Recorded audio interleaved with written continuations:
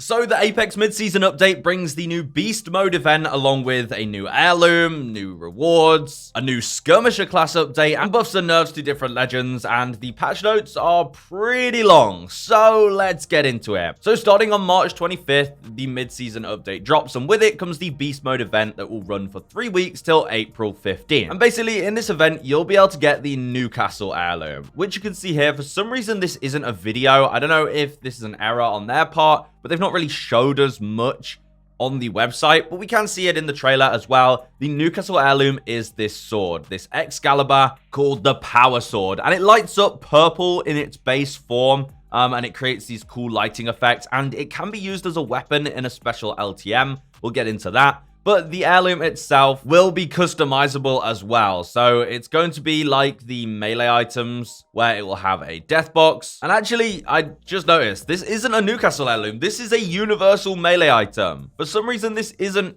Newcastle's heirloom. Well, it kind of is Newcastle's heirloom, but it's for some reason just not his. You can use it on any character. Is that a good thing or a bad thing? I don't know. If it's still sort of for Newcastle and has special Newcastle animations, then that's cool. And then just anyone can use it. But you can also customize it with 3 different color variants as well, which I assume you'll have to spend exotic shards to get. Now, what is this event itself? I'm pretty sure it's going to be a milestone event. Yeah, as it says here, each item received during the event counts towards bonus rewards that are automatically unlocked at milestone, including 20 exotic shards. But all items will be available as a random chance from the packs, which means the heirloom itself will be a random chance, so you'll probably have to buy all of the event items. It's a normal milestone event, and once again, they're not showing a video for some reason of all of the cosmetics, but you can see them in parts of the trailer. It is similar to the Battle Pass theme or the anniversary themed items that were revealed. And yeah, I think it's basically just all the legends that didn't get them in the anniversary event are now getting them in the Beast Mode event. They're not really any different to those skins. They're very sporty themed skins, even though they're giving Catalyst another one actually. But what is this game mode? So during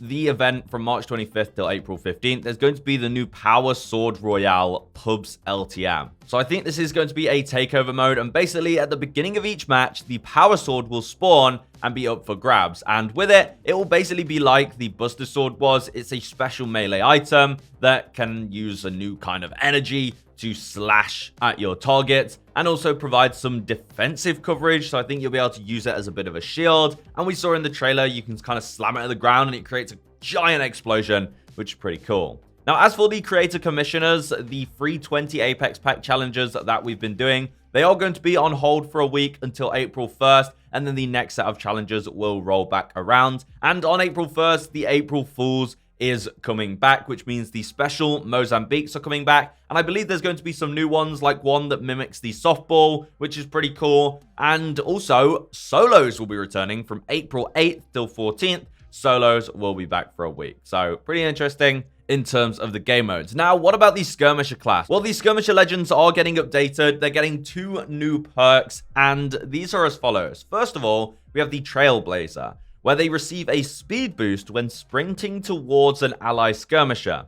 Allies must be at least 20 meters away to receive the bonus. Now, honestly, the way this is described kind of doesn't make much sense to me, because does that mean you have to have 2 skirmishers to even benefit from this perk? And it would just be like Conduit's passive, where you get a speed boost when looking at your teammate. It's basically that passive, but for skirmishers. Now, what I think this would make more sense at being is just looking at an ally, not having to look at an ally skirmisher, because obviously a skirmisher's job is to, you know, do things like flanking or getting much further away from your teammates, and it's basically a way to regroup with your teammates by looking at them. Or it would be better if this is a speed boost given to your teammates when looking at you, so that they can get to you faster when obviously you're using your movement abilities to traverse the map. So it'll be interesting to see the specifics on how this is working, because the way it's worded actually makes it sound terrible, because it would mean you'd need 2 skirmishers on your team to even use the passive. That being said, though, they get a new passive called Charged Knock. Basically, all skirmishers will gain an extra ability charge and 50 HP regen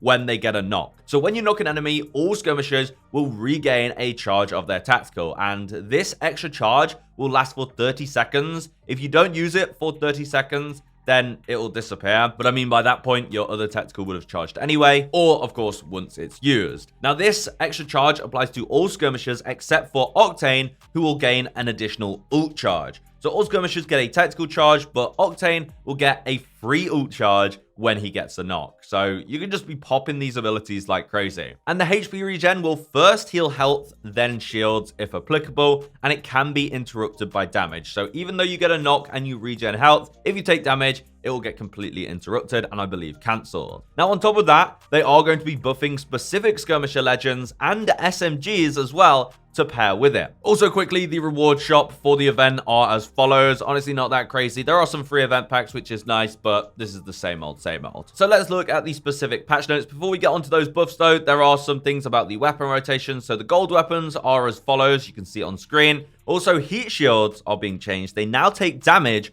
when any part of the dome connects with the ring. They previously took damage only when the core was in the ring, and now they take ramping damage based on how far away the ring is from the core. The further you are, the deeper you are in the ring, the more damage the heat shield will take. Pretty interesting change. I think I like that. We also have the Skirmisher class changing. So the legend specifically, we have Altar. Her Void Passage now has 2 charges, and the maximum portal depth has been increased from 20 meters to 30 meters. Its cooldown has been reduced by 10 seconds from 30 to 20 seconds. So the tactical cooldown plus upgrade that she previously had is now part of the base kit. The health bars that are shown on enemies after going through the passage is now part of the main kit.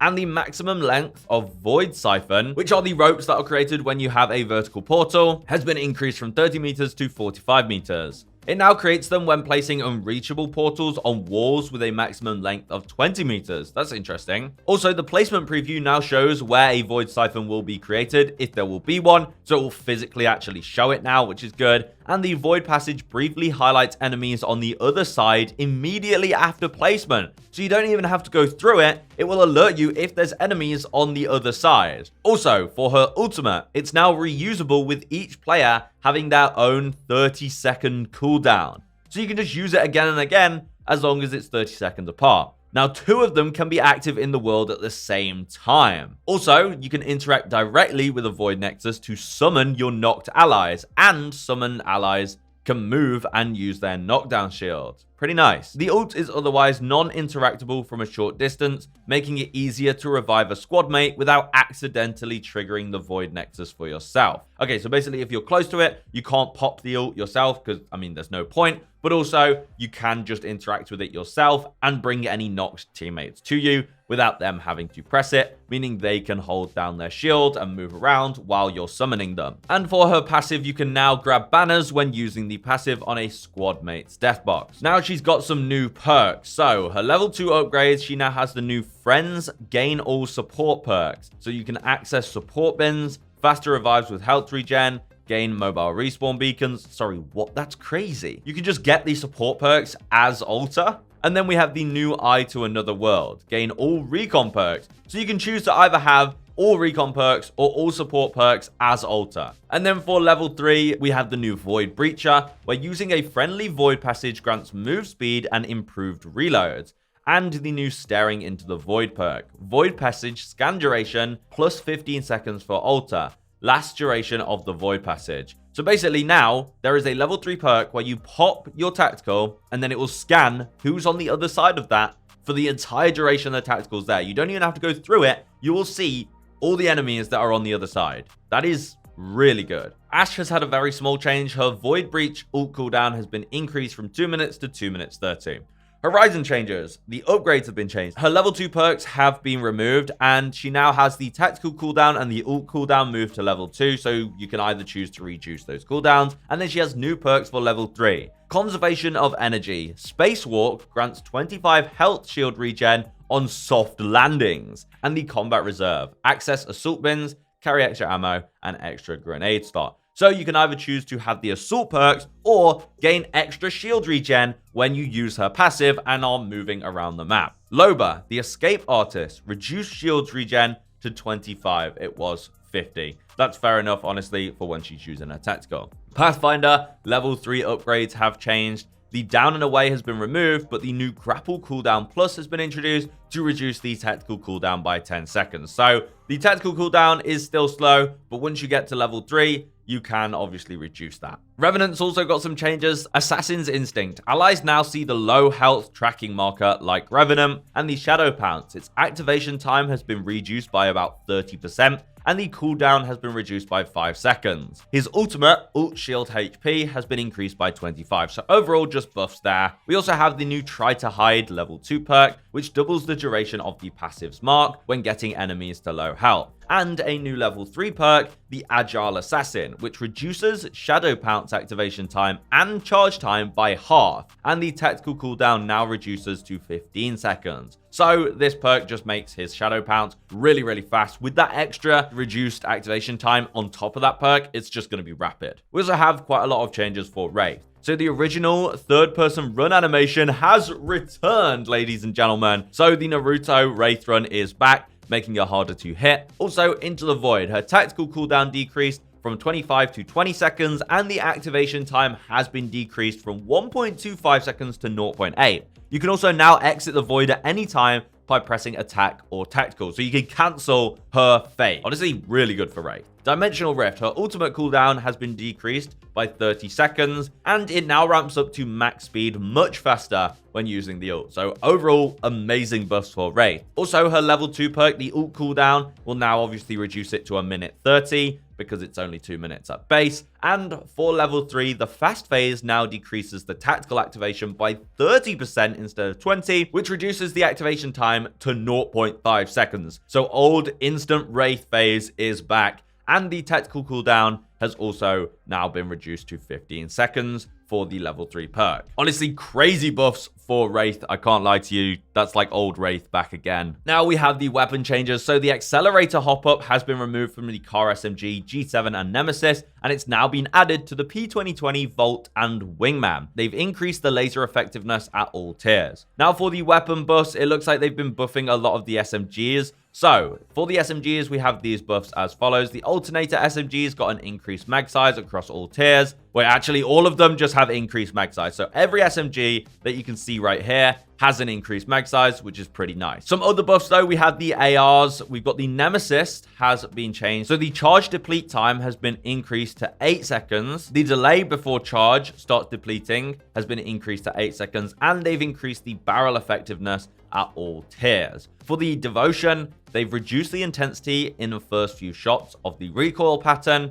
and for the L-Star, they've removed the reverse hip fire mechanic. So the L-Star is kind of going back to how it was, because the L-Star was really powerful with that reverse hip fire, which is interesting. For the Marksmans, we've got the 30-30 repeater. The ADS charge shot has been increased to 65, and the ADS charge shot headshot has been increased to 104. The G7 scout damage has been increased by 1, therefore the headshot damage has been increased by 2, and they've slightly increased its fire rate. For the pistols, we had the P2020. They've normalized the laser effectiveness to other weapons. So basically just making its base hip fire similar to the other pistols. Also, the Wingman, they no longer take the boosted loader hop-up. For the shotguns, they've widened the EVA 8 blast pattern, and that is it for the weapon changes. For the maps, this is the map rotation you can see on screen for pubs and ranked. For the modes, we're going to be getting trios and duos from March 25th to May 5th. So for the entire duration, we are going to be getting trios and duos, but there will be a special LTM. So the Power Sword Royale will actually be an LTM, I think, rather than a takeover. I'm not actually sure. The way they word it is really difficult. They should just call it a takeover or not.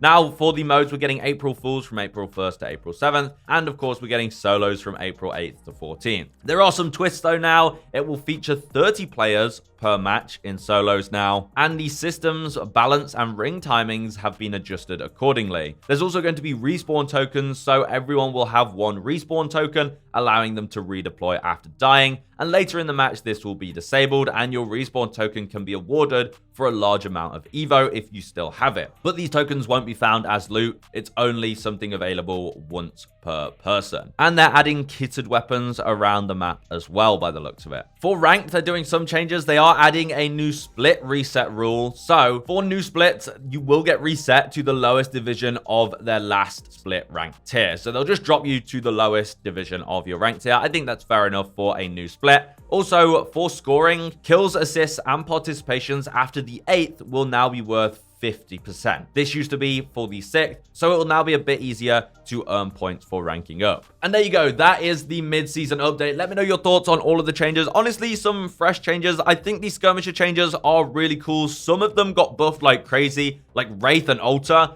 got some insane buffs, so I'm definitely going to be excited to check those out. The event itself is, I think it's meh. I think the sword being a universal melee, it looks cool. I don't think I'll be buying it, but it's nice to see a lot of changes in this mid-season update. Honestly, it's been a jam-packed season so far, and I think it's definitely been one of the best seasons in a while for Apex. So hopefully they keep things up, and I'll see you in the next one. Goodbye.